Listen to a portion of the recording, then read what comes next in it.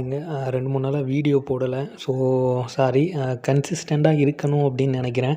But என்கிட்ட 2 நாளாக ரொம்ப சோம்பேறித்தனமாக இருந்தனால என்னால் வீடியோ போட முடியலை. அதே மாதிரி கிளிப்பிங்ஸும் என்கிட்ட அந்தளவுக்குலாம் கிடையாது. ஒன்றும் வீட்டுக்குள்ளேயே தான் இருக்கோம், நம்ம படிக்கோம், அது மட்டும்தான் செய்கிறோம்.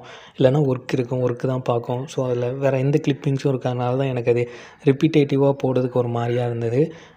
கொஞ்சமாவது இந்த சமைக்கிற வீடியோனால் இது அம்மா ஊரில் இல்லாதனால நான் சமைத்தேன். இப்போ வந்துட்டாங்க, அதனால் ஆஸ் யூஷுவல் நம்ம வீடியோ வந்து நார்மலாக தான் இருக்கும்.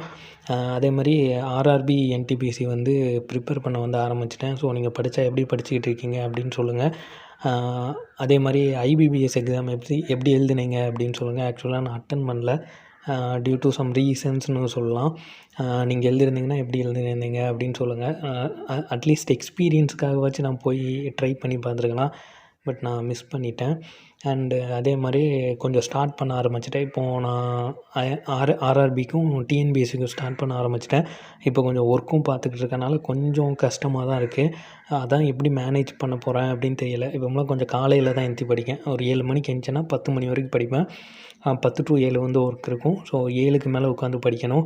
அந்த நைட் டைம் படிக்கிறது தான் கொஞ்சம் கஷ்டமாக இருக்கும். ஏன்னா ஒர்க்கு சில நேரம் ரொம்ப டென்ஷனாக இருந்தால் தலை வலிக்க ஆரம்பிச்சிடும். தலைவலியில் ஒன்றும் பண்ண முடியாது. ஸோ அது கொஞ்சம் மேனேஜபிளாக எப்படி பண்ண அப்படின்னு பார்க்கணும். ஒரு பிளானர் வந்து போட்டிருக்கேன். ஸோ அதுபடி தான் படிக்க ஆரம்பிக்கணும்.